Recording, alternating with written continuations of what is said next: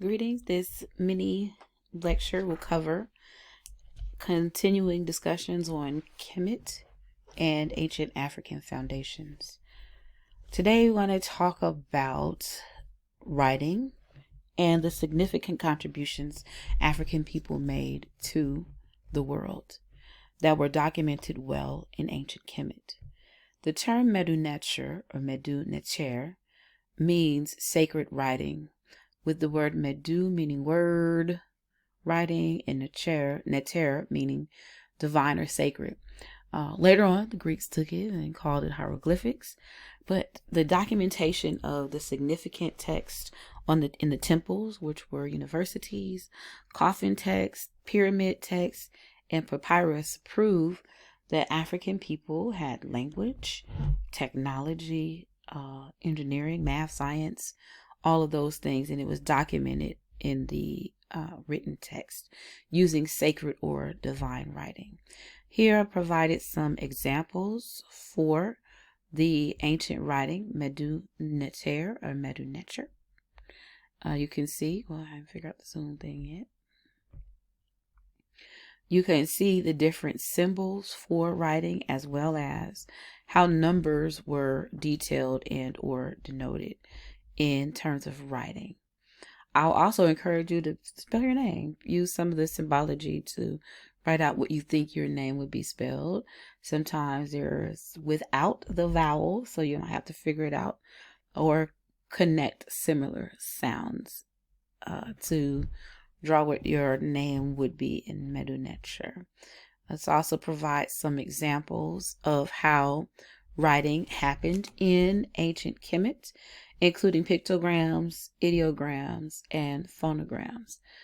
Again, throughout ancient Kemet, on the walls and temples, there were detailed writing, detailed pictures that showed African people and the significance of the science, technology, and engineering.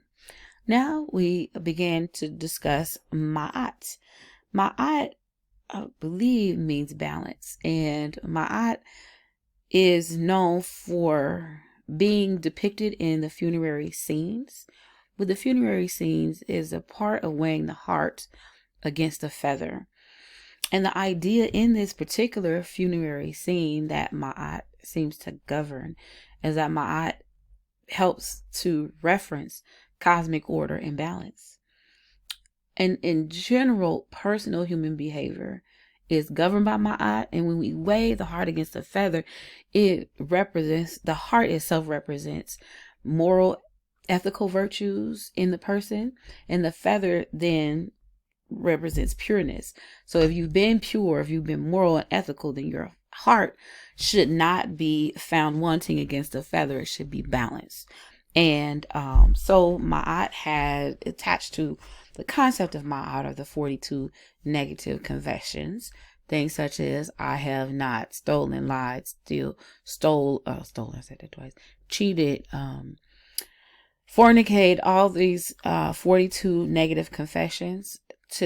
And one of the things we note is that this is consistent with African cosmology throughout the continent of Africa. African people as a whole are concerned with being good people, concerned with balance, ordered behavior, concerned with appropriateness and righteousness. And it's actually very heavily integrated into the various spiritual systems. So throughout the continent of Africa. So in ancient Kemet, Ma'at, the notion of Ma'at and the heart being light against the feather speaks to being able to adjust and develop and grow through challenges. And if your heart is found to be as light as a feather, then you get to enter into what is considered the blessed afterlife. So I provided a couple of examples of scenes, or the funerary scenes of the weighing of the heart against a feather. This is my ex-boyfriend. I believe this is Akhenaten. If you watched the previous video, you'll know that he and I broke up. We don't go together no more. All right. continuing on, we want to begin to deal with concepts of the soul. So, the Kemetic concept of the soul is consistent with the European concept of the mind. So, in the essence of all things is both spirit and soul. So, we think about concepts of the soul in ancient Kemet, we're looking more comprehensive picture of what the mind is / the soul. All right. So, in African cosmology in general, and in ancient Kemet in particular, there were these 7 divisions of the soul. Each of them represent progression through and growth and development that would ultimately allow a person to develop a divine or eternal soul, including Ka, which is the first division, the principal body, the Ba, the second division, the breath, the veil or cover beneath the Kaaba, the seat of intelligence and mental preparation, the Aku. Seb is the ancestral soul or the psyche, and this is the 5th division of the soul. Now, this part is particularly interesting because how African people view the world, we're connected. Some of my elders would say both forward and backward. We're connected ancestrally. So if we consider our ancestral soul, then we don't exist in the world by ourselves, but we are also connected to or a part of our ancestral lineage. And so that is very important. The Seb, the union of the mind and brain, where we achieve mental maturity, is the 6th division of the soul, Ptah.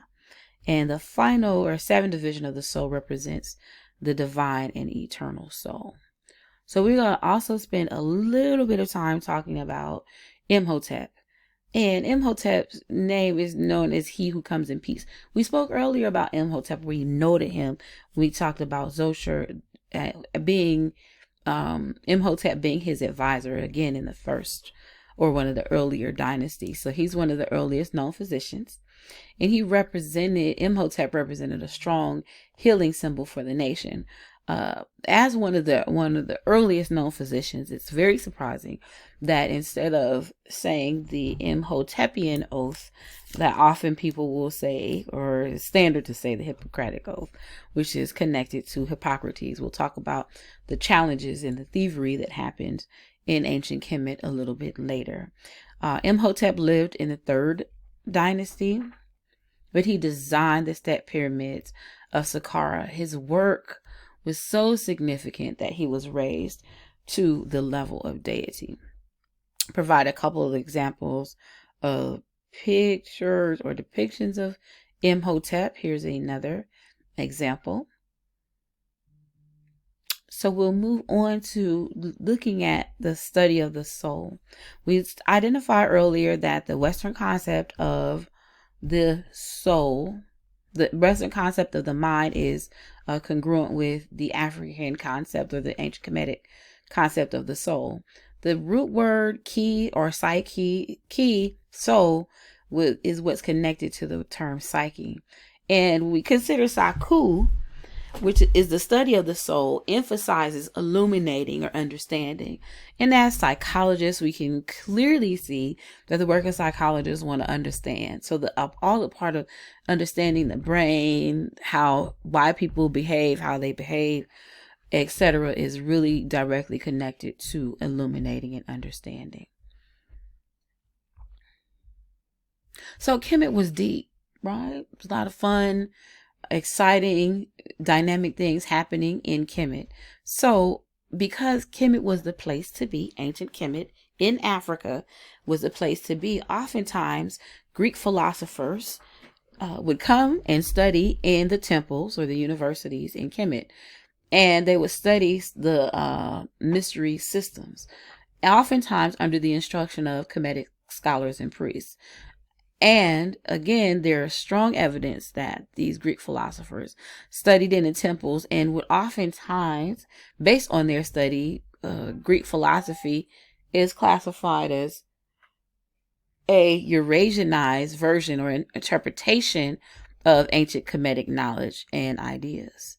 So some of those who came in and studied the mystery systems or studied in ancient Kemet and did not necessarily cite those who they studied include Pythagoras, who is believed to have spent 20 years studying in Kemet.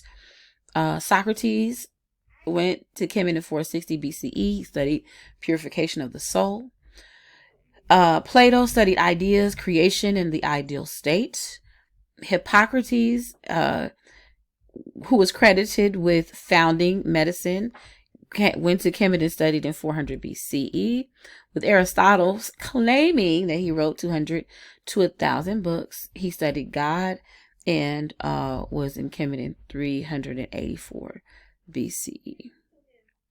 So moving on with our discussion about Kemet, foreign invaders in Kemet were instrumental in the final fall of Kemet. So the Hyksos we mentioned earlier when we went over the 15th through 17th dynasties, and we began to see some of the presence of the Hyksos.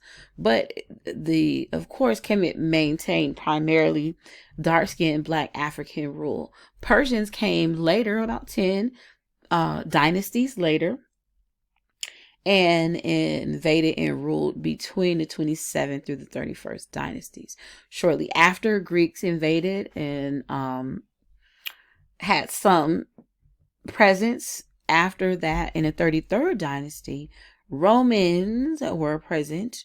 And finally, Kemet saw its complete decline in 320 CE after Roman invasion. If you go to Kemet now, you'll see primarily Arabs, and the full takeover of Arabs happened during that time. I'm going to come back to this one. This shows a depiction of the Pyramid of Giza, and we can see the nose being shot off of the nose removed from the Pyramid of Giza. They say that Alexander was the one who removed or shot off the nose, so that in looking at the statue, you wouldn't be able to identify that it is comprehensively African features. Again, an attempt to remove connection and contribution of Africa to society. This provides other examples of the nose being removed from the statues and symbols. So we'll stop here, and we're going to pick up another mini lecture on other areas in ancient Kemet, and also connecting the dots to what does this all have to do with African Black psychology. I will see you all on the next mini lecture. Thanks.